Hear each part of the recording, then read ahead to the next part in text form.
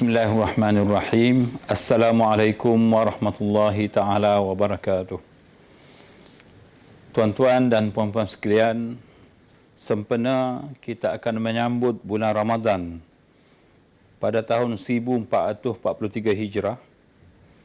Pada tahun ini kita seharusnya menyedari tentang beberapa kelebihan yang ada pada bulan Ramadan pada tahun ini yang kita akan sambut. Justru saya menyeru kepada semua kaum muslimin dan muslimat supaya dapat meningkatkan ketakwaan kita kepada Allah Subhanahu Wa Taala dan dapat mengisi peluang yang Allah berikan sepanjang bulan Ramadan yang akan kita masuki nanti dengan melakukan ibadat yang berbentuk ibadat wajib ataupun ibadat yang disunatkan oleh Allah Subhanahu Wa Taala. Ibadat puasa yang difardukan oleh Allah Subhanahu Wa Taala untuk kita tunaikan pada bulan yang mulia ini, yang diiringi dengan ibadat sunat, khususnya salat tarawih dan ibadat qiyamul lail dan lain-lain lagi, sepatutnya kita tunaikan dengan penuh keikhlasan kepada Allah Subhanahu Wa Taala dengan harapan ketakwaan yang diharapkan daripada bulan ini akan dapat dicapai oleh kita semua dengan izin Allah Subhanahu Wa Taala. Ketakwaan ini adalah satu perkara yang penting, khususnya dalam konteks kita berada di atas dunia ini, sama ada dalam konteks yang lebih besar, dalam konteks kita bernegara dan bermasyarakat, ataupun kita berorganisasi. Firman Allah Subhanahu Wa Taala di dalam Al-Quran, "Walau anna ahlal qura amanu wattaqau, lafatahna 'alaihim barakatim minas sama'i wal ard." Ringkasnya, sekiranya sesebuah kampung ataupun negeri, negara beriman dan bertakwa, kami akan bukakan pintu keberkatan yang turun daripada langit dan yang keluar daripada bumi. Ayat ini menegaskan tentang konsep berkat yang akan dapat dicapai, yang akan dapat diraih oleh kaum muslimin sekiranya mereka dapat mencapai tahap keimanan dan ketakwaan yang sebaiknya dalam mereka menjalani kehidupan. Dalam konteks kita berorganisasi, khususnya dalam konteks di musim raya, kita ada nilai-nilai POIS, passion, oneness, integrity, sincerity dan empathy. Nilai-nilai ini sebenarnya boleh kita capai dengan kita meningkatkan penghayatan kita sebagai seorang yang beriman dengan pelaksanaan ibadat, khususnya ibadat puasa. Puasa ini akan melahirkan individu yang akan bekerja secara bersungguh-sungguh dengan penuh minat dengan penuh kerajinan.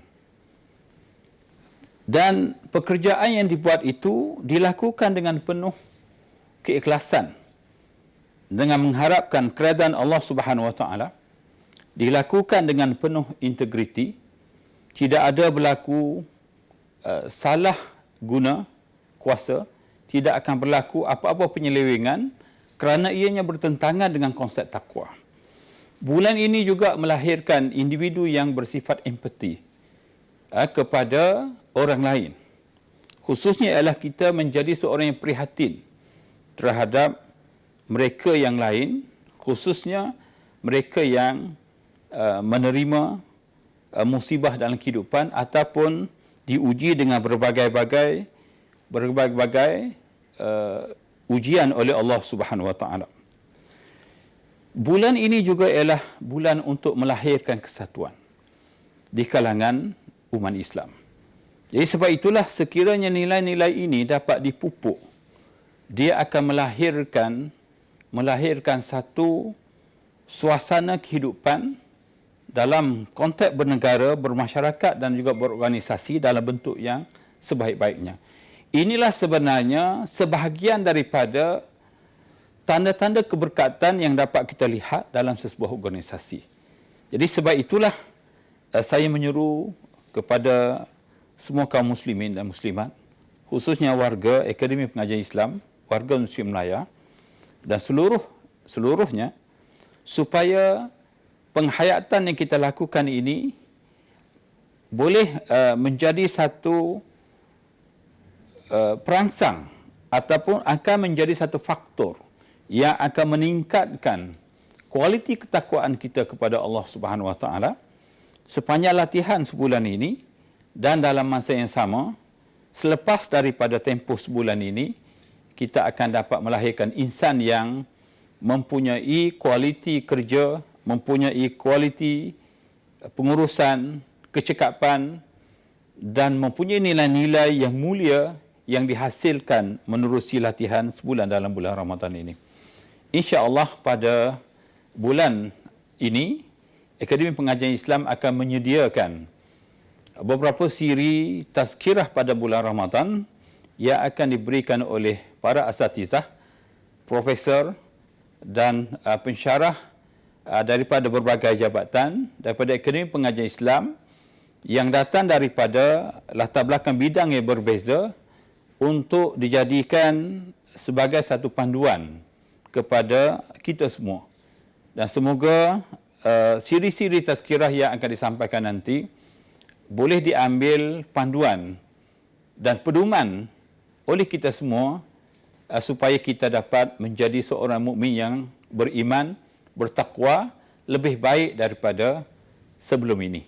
Jadi sebab itulah saya mengharapkan supaya bulan ini akan memberi sesuatu yang bermakna dalam kehidupan kita.